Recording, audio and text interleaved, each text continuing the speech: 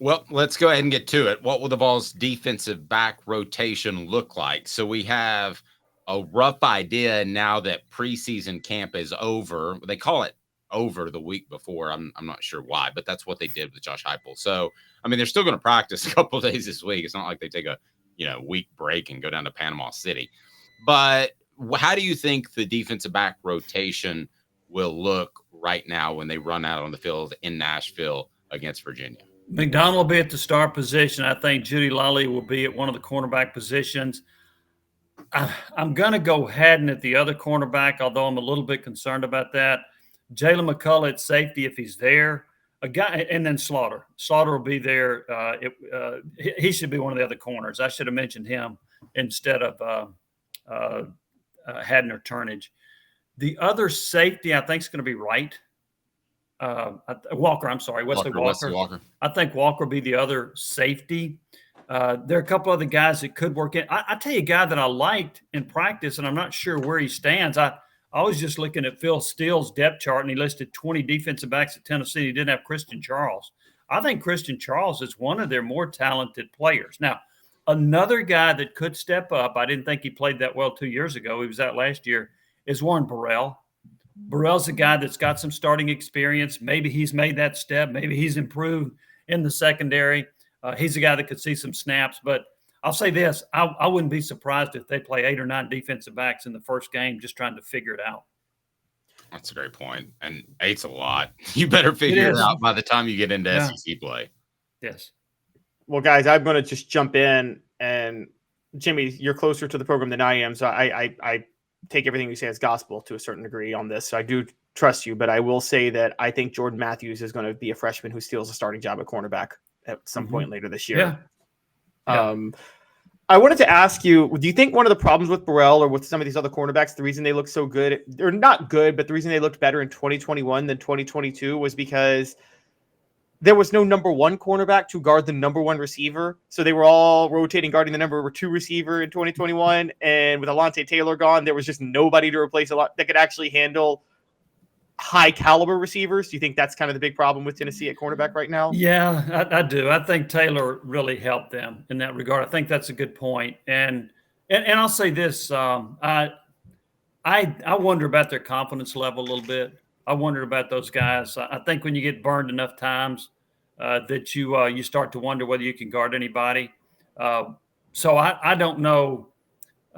I think they've got some guys with talent. I'm gonna mention one other name of a guy that I've heard a lot of good things about. We haven't talked about him. Whether he can start or not, I don't know. But Jordan Thomas, he's a guy that they're pretty high on. So watch for him to get some playing time. If not, eventually become a starter.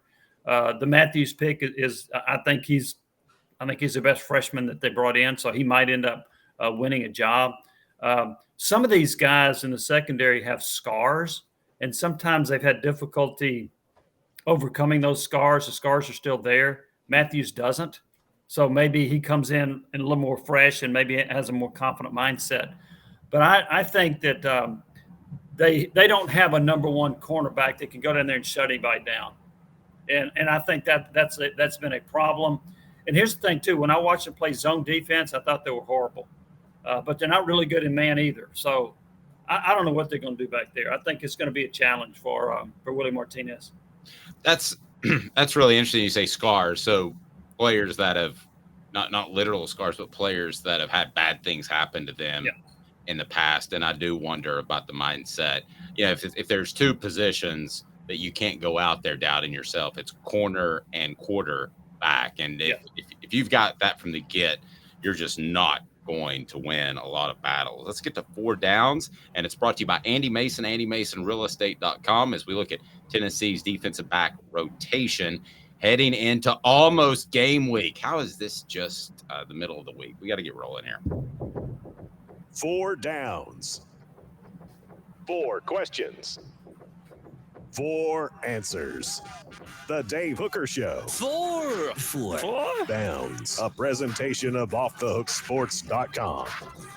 So we kind of answered some of these, but let's get final say from both Caleb Calhoun and Jimmy Hyams, which we're so excited The fact that he will join us each and every Wednesday, and he'll write, and he's incredible at writing and bringing out some great points. And you should check out his column on why Tennessee can turn things around and they have turned things around, be a championship contender pretty soon. But let's go ahead and get to Four Downs. It's brought to you by Andy Mason, AndyMasonRealEstate.com. Best prices and service in the biz. Andy Mason, realestate.com. He's my realtor, has been since I was 24.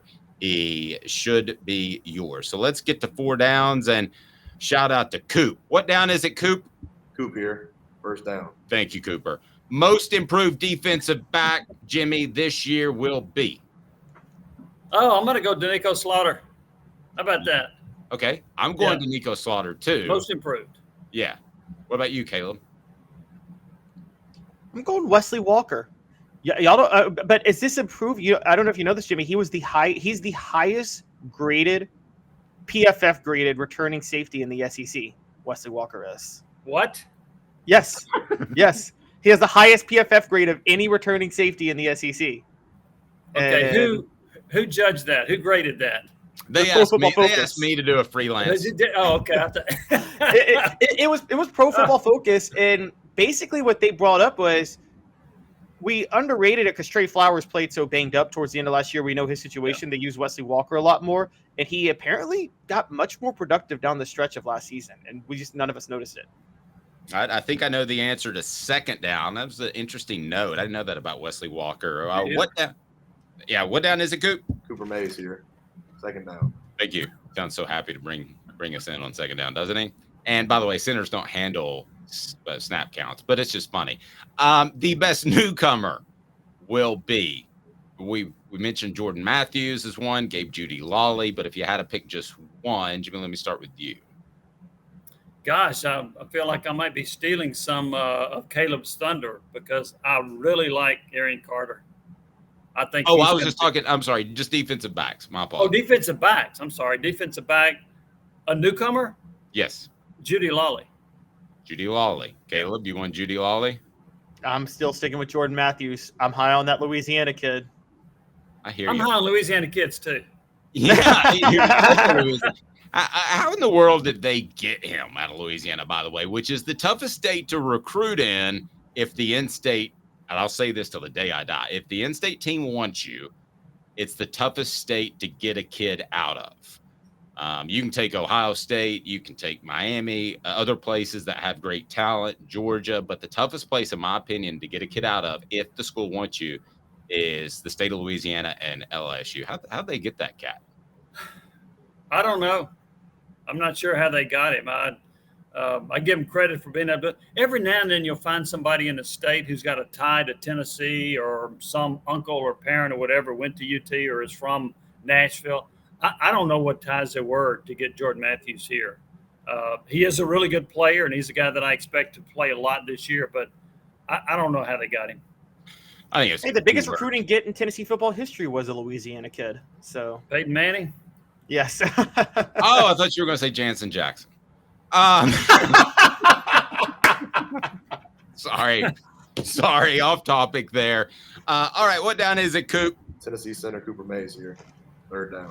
I think the words routing number might have helped Jordan Matthews get to Tennessee. But do we give the linebackers too much of a pass, Jimmy? And Caleb brought this up to me last year in the second level of pass coverage, because we always point to the defensive backs, but there have been times where I thought Jeremy Banks and maybe a little Aaron Beasley last year looked a little bit out of sorts in pass coverage.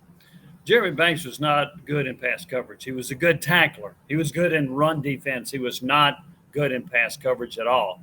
And I think Beasley was playing out of position, which is why he wasn't as productive as he could have been. Do linebackers play a role in it? Yes, they do. And if your linebackers can't cover, in particular, some of the short intermediate routes, then you got a problem overall with your secondary. So, yes, the linebackers do play a role in it, certainly as does a pass rush. That helps as well. Caleb, I already know your answer to that because it was very insightful, and you brought that up last year. So let's get to fourth down, Coop. All SEC center Cooper Mays here. Fourth down. All right. Will Tennessee be in the top half of the SEC in pass defense, which I know we can lean on that number way too much, but they've been 14 and 12 in the past 2 years, respectively. Will they be in the top half of the SEC in pass defense?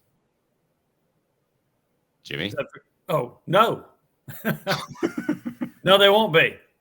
And there are a couple of reasons why.